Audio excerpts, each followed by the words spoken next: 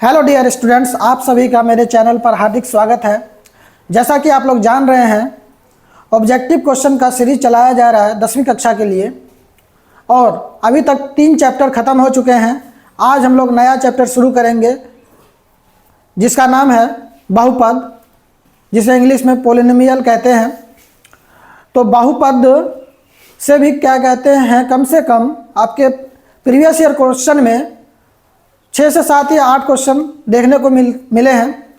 तो इसलिए ये चौथा चैप्टर जो है मैं शुरू कर रहा हूँ बहुपद। तो समय बर्बाद नहीं करते हुए चलते हैं टॉपिक पर। तो आज का चैप्टर जो बहुपद है, तो मैं पहले आपको बहुपद का बेसिक कंसेप्ट आपको समझाने का प्रयत्न करूँगा एकदम शॉर्टकट मेथड से। ज़्यादा समय बर्बाद नहीं करना है और मतलब एकदम ब्रीफ में जो है हम बहुपद किसे कहते हैं इन सब बातों को समझेंगे ताकि ऑब्जेक्टिव क्वेश्चन बनाने में हमें दिक्कत ना हो। तो चलते हैं बहुपद। बहुपद जैसा कि लिखा हुआ है, वैसा बीजीय व्यंजक जिसके चर का घात धनात्मक हो बहुपद कहलाता है। तो यहाँ देखिए आया है चर, एक शब्द आया है चर। तो चर से आपको मैं क्लियर करना चाहूँगा, चर और अचर दो चीज़ होते हैं। तो चर जो होता है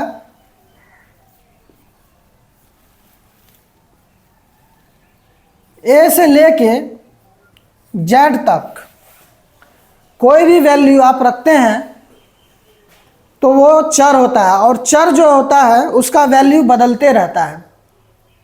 ज़्यादा यहाँ अगर मैं बार बार मिटा करके लिखूँगा तो समय बहुत ज़्यादा बर्बाद होगा। आप मेरी बातों को ध्यान से सुने और सुनकर समझने का प्रयत्न करें कि क्या बोला जा रहा है, ताकि आपको अच्छा से समझ में आ सके। चर हो गया, उसके बाद एक होता है अचर। क्या होता है? अचर। अचर जो होता है वो आप 2, 3, 5 कोई भी संख्या ले सकते हैं। अचर का मान कभी नहीं बदलता है, अचर कभी नहीं बदलता है। तो आप यहाँ से समझ रहे हैं कि बहुपद में जो है चर का घात, जो चर का घात होता है उसे बहुपद कहते हैं, और चर का जो मान है वो बदलते रहता है। और चर का मान तो बदलते रहता है परंतु अचर का मान कांस्टेंट रहता है, और ये कांस्टेंट वैल्यू है। इंग्लिश में इसे वेरिएबल कहते हैं, इसे नॉन वेरिएबल कहते हैं। चर को वेरिएबल और अचर को नॉन वेरिएबल। ठीक है।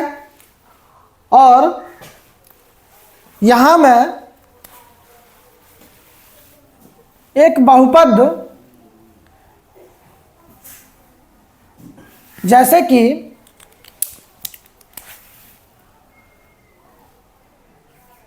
ax² plus bx plus c,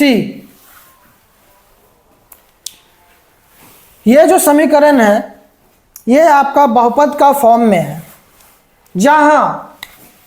जहां जो है a 0 के इक्वल नहीं होगा, a 0 के इक्वल नहीं होगा, a कभी भी 0 के बराबर नहीं होगा। तो बहुपद को जो है हम 2 भाग में बांट सकते। तो आप यहाँ देख रहे हैं मैंने यहाँ क्या लिखा, ax² plus bx plus c, जहाँ a नॉट इक्वल टू 0। तो ये जो है मेरा द्विघात बहुपद है। क्या है? द्विघात बहुपद है जिसमें a बराबर 0 नहीं होना चाहिए। अभी हम जो है बहुपद के अलग अलग टाइप्स को पढ़ेंगे। रेखिक बहुपद क्या होता है, द्विघात बहुपद क्या होता है, त्रिघात बहुपद क्या होता है, इन सभी के बारे में डिटेल में पढ़ेंगे। तो यहाँ एक मैंने यहाँ आपको समझाने का प्रयत्न किया है कि बहुपद का रूप कैसा होता है।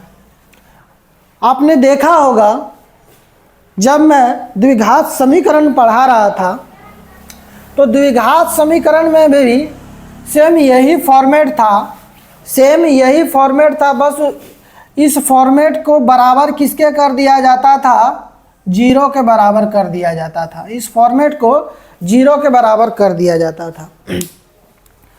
तो बहुपद को हम लोग दो आधार पर बांट सकते हैं। बहुपद को दो आधार पर बांटा गया है, एक है पदों के आधार पर और दूसरा है घातांक के आधार पर।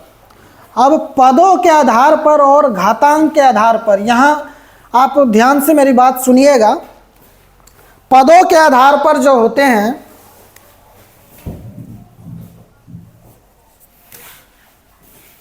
जैसे कि अगर मैं सिंगल x लिख दूं तो ये क्या हुआ, एक पदी बहुपद हो गया। एक्स क्यूब ही क्यों ना लिख दूं, कोमा, या एक्स क्यूब ही क्यों ना लिख दूं, तो ये क्या हुआ, एक पदी बहुपद ही होगा। इसी तरह x का वैल्यू कुछ भी लिख दूं मैं, लेकिन सिंगल ही फॉर्म में है, तो एक ही पद नजर आ रहा है, तो क्या होगा, एक पदी बहुपद होगा। इसी तरह अब देखिए, यहाँ पदों के आधार पर जो हम बांटे, तो एक पदी यहाँ मैंने बता दिया, यहाँ भी है एक पदी बहुपद।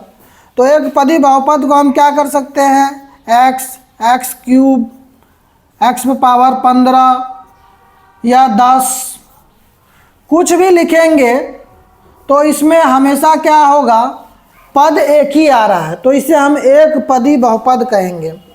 अब द्विपदी बहुपद का एग्जाम्पल आप देख लीजिए।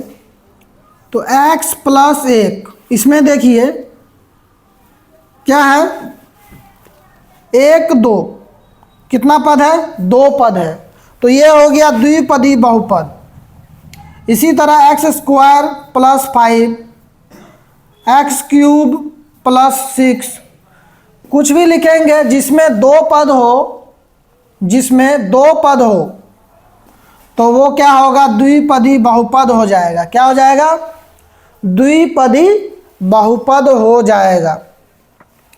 सेम इसी तरह त्रिपदी बहुपद, तो इसमें भी हम 3 पद लिखेंगे, तो ये क्या हो गया, त्रिपदी बहुपद हो गया। तो यहाँ तक आप जो समझे कि पदों के आधार पर कैसे बांटा जाए, तो यहाँ हमको उसमें जो है पद काउंट करना है। अगर 10 पद है तो हम बोल सकते हैं 10 पदी बहुपद, यदि 20 पद है तो 20 पदी बहुपद बोल सकते हैं। तो यहाँ तक आपको क्लियर हो गया होगा। अब दूसरा टाइप है इसका, घातांक के आधार पर। किसके आधार पर, घातांक के आधार पर। तो एक रेखीय घातांक के आधार पर पहला है एक घातीय या रेखीय पद, एक घातीय या रेखीय पद। तो यहाँ आप देखिए, इसका जो उदाहरण है x प्लस 1, तो रेखिक या एक घातीय बहुपद में आप देखेंगे x का जो पावर है यहाँ क्या है, 1 है। x का पावर क्या है, 1 है। इसी तरह हम x प्लस 5 या x माइनस 8, ये सभी क्या है आपका, ये सभी जो है एक बहुपद या रेखीय बहुपद के उदाहरण हैं। तो यहाँ तक आप समझ चुके होंगे। अब यहाँ आप समझे होंगे कि पद के आधार पर और घातांक के आधार पर क्या अंतर है। पद में आपको पद काउंट करना है, जैसे यहाँ 1 पद था, यहाँ 2 पद है, यहाँ 3 पद है। पद में आपको पद काउंट करना है, लेकिन घातांक के आधार पर आपको घात जो है उसका वो काउंट करना है। तो इन सभी में क्या है, किसका घात देखना है, वेरिएबल मतलब चर का घात इसमें देखना है। तो सभी में आप देखेंगे कि चर का घात कितना है, 1 है। तो इसलिए हम इसे क्या बोलेंगे, एक घातीय या रेखिक बहुपद बोल सकते हैं। इसी तरह आप दूसरा देखते हैं द्विघातीय बहुपद। तो द्विघातीय बहुपद को आप क्या लिख सकते हैं, तो x square plus 2x plus 1, इसे हम लिख सकते हैं x square plus 2x plus 1। अब यहाँ देखिए वेरिएबल चर का जो है मैक्सिमम घात कितना है, 2 है। इसमें 1 है लेकिन हमको मैक्सिमम वाला काउंट करना है, तो मैक्सिमम घात 2 है, तो इसीलिए इसे हम क्या बोलेंगे, द्विघातीय बहुपद बोलेंगे। तो द्विघातीय बहुपद का व्यापक रूप क्या होगा, तो ये आप लिख सकते हैं a x square plus b x plus c, ये होगा आपका व्यापक रूप। और एक घातीय का व्यापक रूप क्या होगा, तो ए एक्स प्लस 1, ए एक्स प्लस 1, तो x का यहाँ क्या है, गुणांक में कुछ नहीं तो 1 है। इन सब में किसी में हम यहाँ लिख देते हैं, जैसे 2x प्लस 5, ये भी क्या होगा, वही होगा, रेखिक ही कहलाएगा, क्योंकि हमको देखना है x का पावर मैक्सिमम कितना है। तो एक घातीय समझ में आ गया, द्विघातीय बहुपद समझ में आ गया, और ये जो है इसका व्यापक रूप है। और सीधा जो है व्यापक जो रूप है आपको ऑब्जेक्टिव क्वेश्चन में पूछ लिया जाता है। ऑब्जेक्टिव क्वेश्चन में पूछ लिया जाता है कि एक घातीय का व्यापक रूप क्या होगा, तो आंसर आपका ये हो जाएगा। द्विघातीय बहुपद का व्यापक रूप क्या होगा, तो आंसर आपका ये हो जाएगा। इसी तरह त्रिघातीय बहुपद पर चलते हैं, तो त्रिघातीय बहुपद में हम क्या लिख सकते हैं, 3x³ plus 2x square plus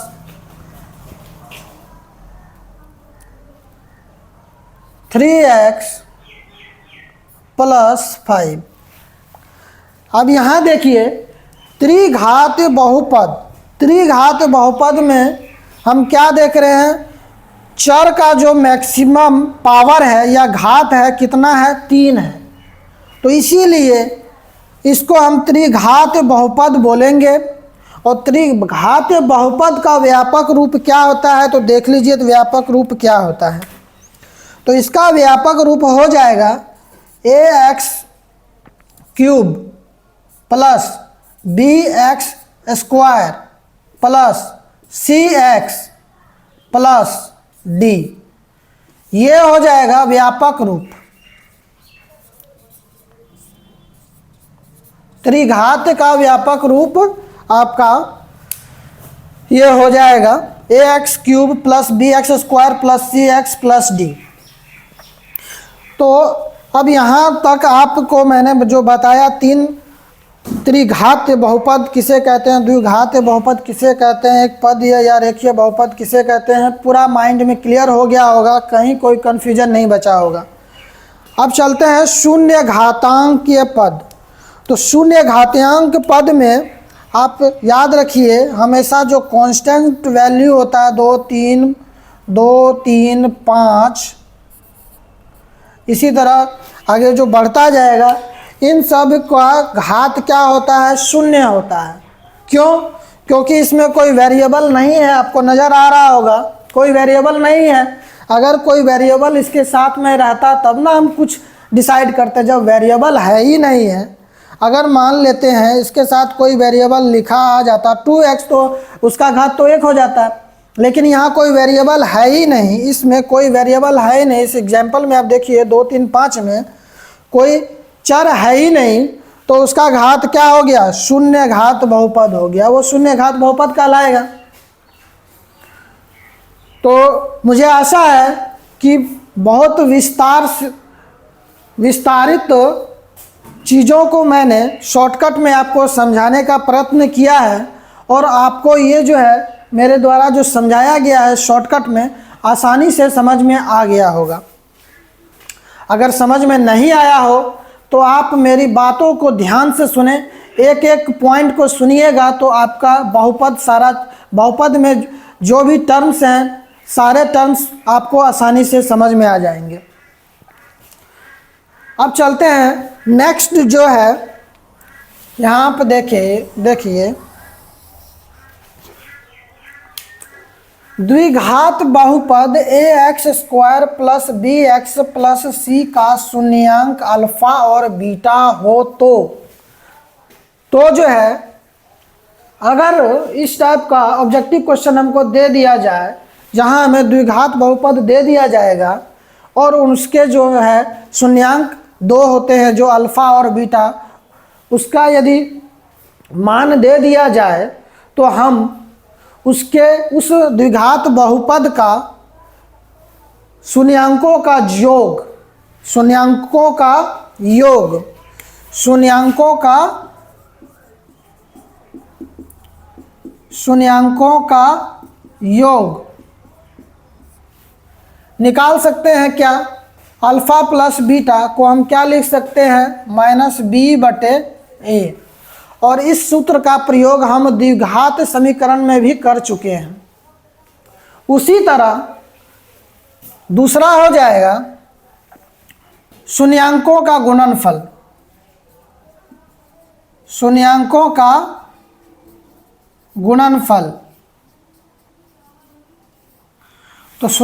का गुणनफल क्या हो जाएगा? शून्यांकों का गुणनफल हो जाएगा c/a। और इस फॉर्मूला का यूज हम लोग द्विघात समीकरण में कर चुके हैं। तो यहां तक आपको क्लियर हो गया होगा। अब चलते हैं, अब देखिए द्विघात बहुपद यदि दिया हो, आराम से हम क्या करेंगे, इस सूत्र का यूज करते हुए उसका शून्यांकों का योग निकाल सकते हैं और शून्यांकों का गुणनफल निकाल सकते हैं। अब जो है नेक्स्ट जो है हम ये समझते हैं, जब त्रिघात बहुपद ax³ plus bx² plus cx plus d का शून्यांक अल्फा बीटा और गामा हो तो उसमें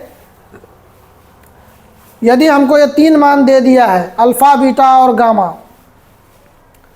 तो अल्फा बीटा और गामा ये शून्यांक है, तो हम क्या करेंगे, शून्यांकों का जोड़, मतलब अल्फा जोड़ बीटा जोड़ गामा, इन तीनों का जब हम जोड़ करेंगे तो इसके लिए सूत्र हो जाएगा, क्या हो जाएगा, -b/a।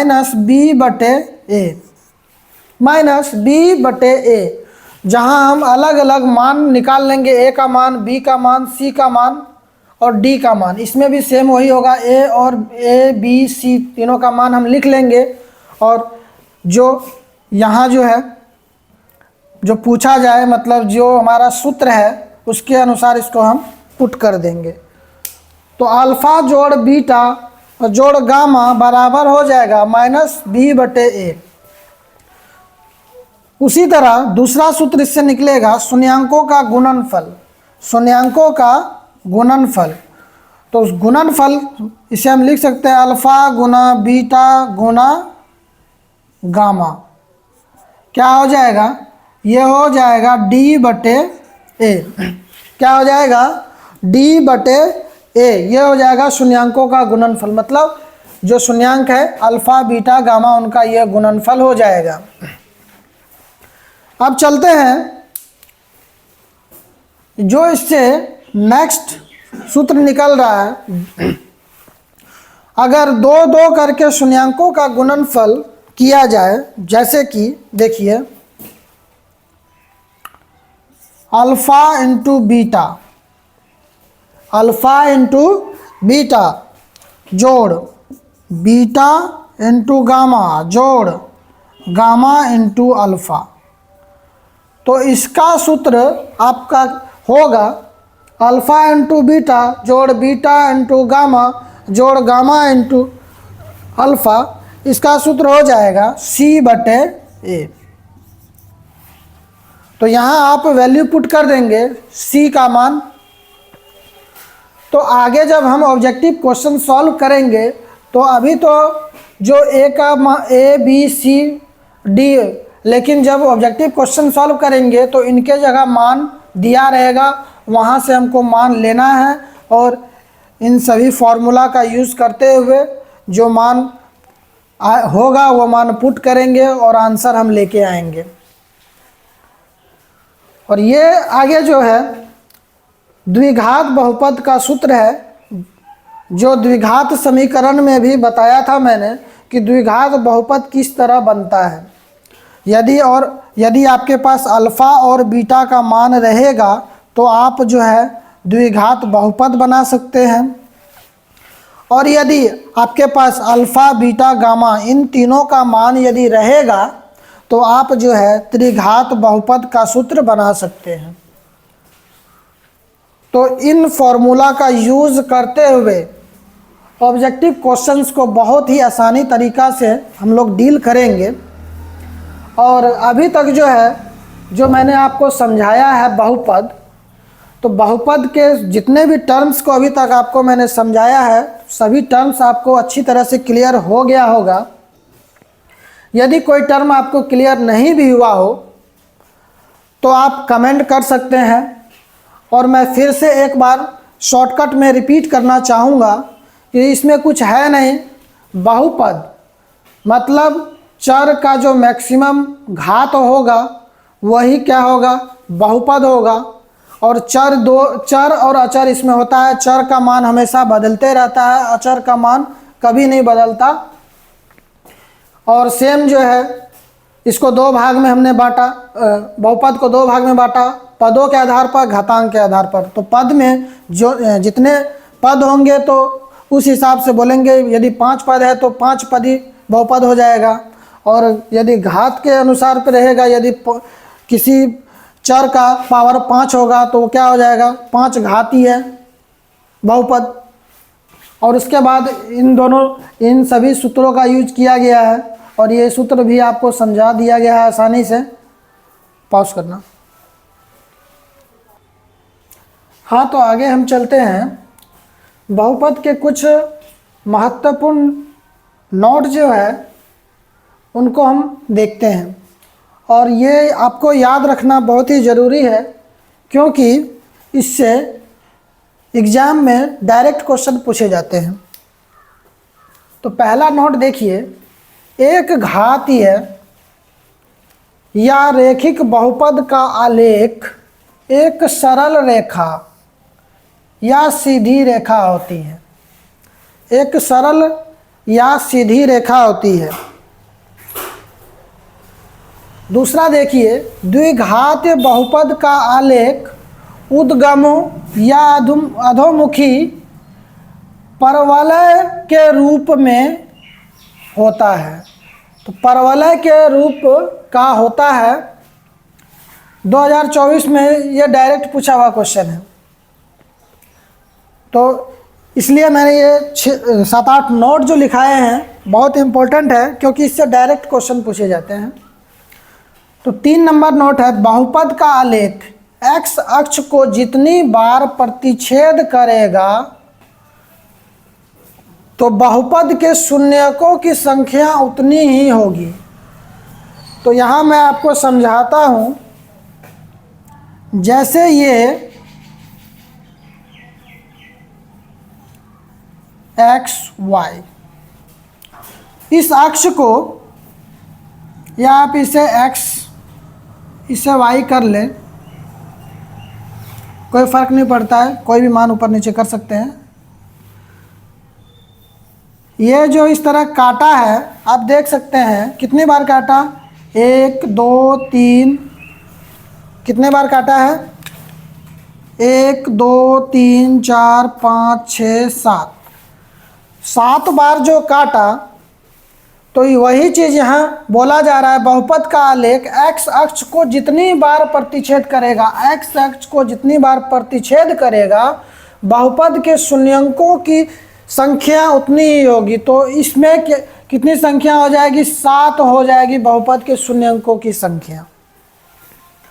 तो ये आशा है आपको समझ में आया होगा कैसे होगा।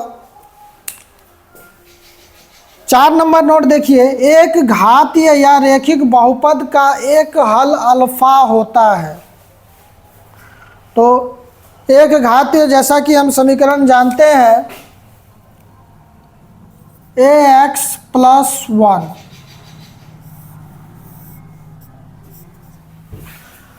तो इसमें सिर्फ अल्फ़ा ही होता है। ये मान लेते हैं क्या है, ये जो ax है ये जो है अल्फ़ा का ही, सिर्फ इसमें अल्फ़ा ही रहेगा, बीटा इसमें नहीं है। आगे हम जो द्विघात बहुपद का दो हल अल्फ़ा और बीटा होता है। द्विघात बहुपद का दो, इसमें क्या होता है, अल्फ़ा और बीटा होता है। इसी तरह त्रिघात बहुपद में क्या होता है, तीन हल होता है, अल्फ़ा, बीटा और गामा, इसमें तीन हल होता है। और आपको ये ध्यान रखने की बात है कि बहुपद में चर का न्यूनतम घात एक होता ही है। यहाँ देख लीजिए, न्यूनतम घात क्या है, एक है, पावर कुछ नहीं तो एक होता है। और मैक्सिमम का कोई लिमिट नहीं है, कितना भी पावर दे सकता है या घात कितना भी दे सकता है चर का, उसका कोई लिमिट नहीं है। और 8 नंबर नोट है, शून्य बहुपद में चर का घात शून्य होता है, 0 होता है। यदि आपसे क्वेश्चन पूछ लिया जाए शून्य बहुपद का घात कितना होगा, तो आपका आंसर होगा 0। तो इस तरह जो है बहुपद के जितने भी बेसिक कंसेप्ट थे उन सभी को हमने आज के वीडियो में क्लियर कर लिया है। और यदि आपको कहीं भी समस्या हो तो आप वीडियो को रीप्ले करके मेरी बातों को ध्यान से सुनने के बाद मुझे आशा है आपके जितने भी डाउट्स होंगे वो सारे क्लियर हो जाएंगे। तो आज हमने सारे बेसिक को क्लियर कर लिया है और कल से जो है इसके हम लोग ऑब्जेक्टिव को सॉल्व करेंगे। और मेरा वीडियो आपको पसंद आ रहा है तो आप जो हैं जितने भी बच्चे तैयारी कर रहे हैं ज़्यादा से ज़्यादा स्टूडेंट्स के पास पहुंचाएं, क्योंकि सभी विद्यार्थियों को ताकि लाभ मिल सके। और आप सभी जानते हैं विद्या एक ऐसा धन है जिसे जितना बांटा जाए वो उतना ही उसे प्राप्त होता है जो बांटता है। तो आप जो है कम से कम नहीं तो 5-10 स्टूडेंट्स को वीडियो ज़रूर शेयर करें ताकि वो भी अच्छे से समझें और एग्ज़ाम में अच्छा नंबर प्राप्त कर सकें। वीडियो देखने के लिए आपका बहुत बहुत धन्यवाद।